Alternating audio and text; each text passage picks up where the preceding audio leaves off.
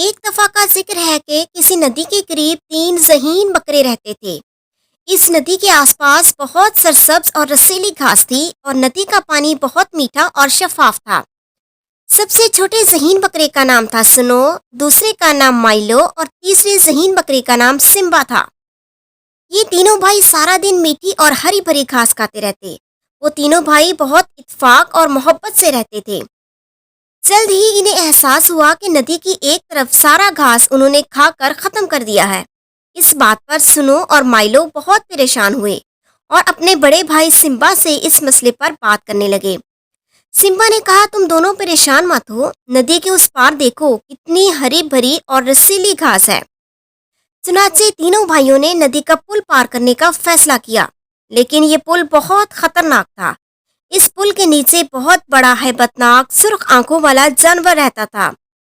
وہ پل پر سے گزرنے والے ہر جانور کو کھا جاتا تھا۔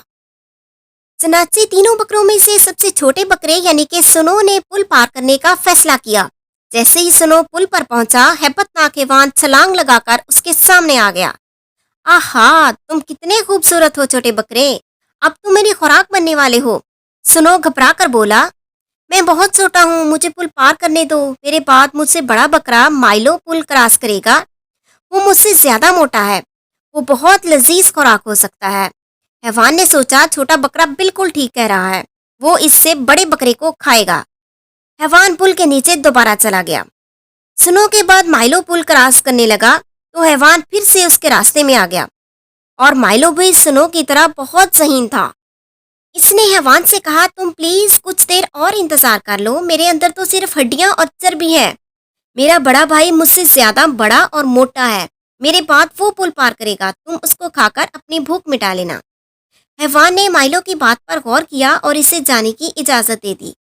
وہ دوبارہ سے پل کے نیچے چلا گیا۔ اب سمبا پل پر آیا۔